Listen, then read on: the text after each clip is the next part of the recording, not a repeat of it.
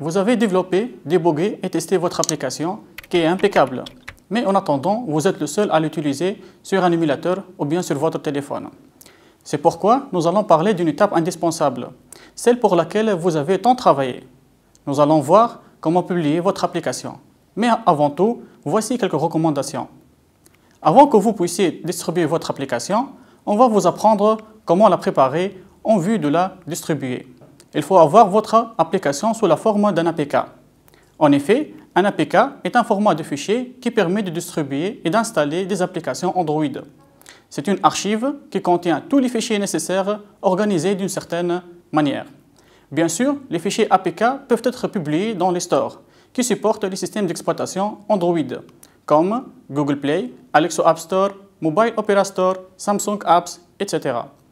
Et pour les applications iOS, qui fonctionnent généralement sur iPhone et iPad, par exemple, ils doivent être publiés dans le App Store de Apple. Avant toute chose, avez-vous bien testé à fond votre application et sur tous les types de supports? L'idéal serait bien entendu de pouvoir tester une grande variété de périphériques réels, mais je doute que tout le monde ait les moyens de posséder autant de terminaux. Une solution alternative plus raisonnable est d'utiliser l'AVD, puisqu'il permet d'émuler de nombreux matériels différents. Alors n'hésitez pas à en abuser pour être certain que tout fonctionne correctement. Le plus important étant surtout de supporter le plus d'écrans possible. Ensuite, il faut faire attention au package Bundle ID, dans lequel vous allez publier votre application.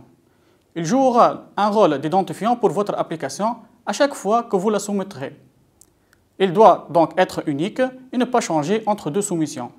Si vous mettez à jour votre application, ça sera toujours dans le même package. Une technique efficace consiste à nommer le package comme est nommé votre site web, mais à l'envers. Par exemple, les applications Google Play sont dans le package comme .google.appname. Pour le Alexa App Store est comme .alexaapps.appname, où appname est le nom de votre application mobile. Aussi, supprimez toutes les sorties vers le logcat ou la console de votre application, toutes les instructions de genre log.d ou log.i, par exemple, ou au moins essayez de les minimiser. N'oubliez pas non plus de désactiver le débogage de votre application.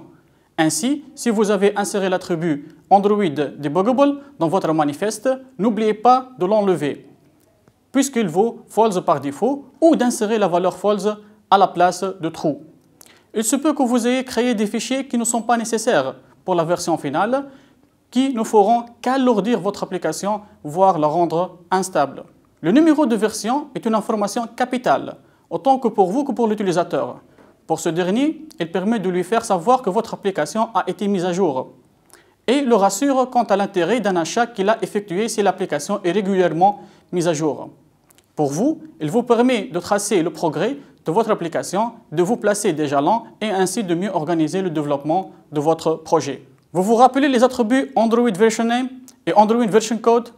Le premier permet de donner une valeur sous forme de la chaîne de caractères à la version de votre application. Par exemple, 1.0 alpha ou bien 2.8.1b. Cet attribut sera celui qui est montré à l'utilisateur, à l'opposé de Android Version Code, qui ne sera pas montré à l'utilisateur et qui ne peut contenir que des numéros entiers. Ainsi, si votre ancien Android Version Code était 1, il vous suffira d'insérer un nombre supérieur à 1 pour que le marché d'application sache qu'il s'agit d'une version plus récente. Le manifeste est susceptible de contenir des déchets que vous avez oublié de nettoyer. Vérifiez tout d'abord que les permissions que vous demandez ne sont pas trop abusives, car c'est une source de suspicion de la part d'utilisateurs. Indiquez aussi une version cohérente de Android Min SDK version, de façon à cibler le plus utilisateur possible et à ne pas rendre votre application disponible à des utilisateurs qui ne pourraient pas l'utiliser. En effet, n'oubliez pas que c'est cette valeur qui détermine à qui sera proposée l'application. Si vous utilisez des serveurs de test, vérifiez bien que vous changez les URL pour faire appel aux serveurs de production.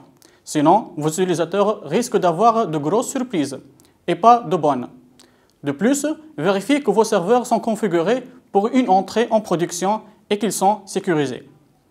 Le succès de votre application pourrait dépendre aussi de certains détails particuliers.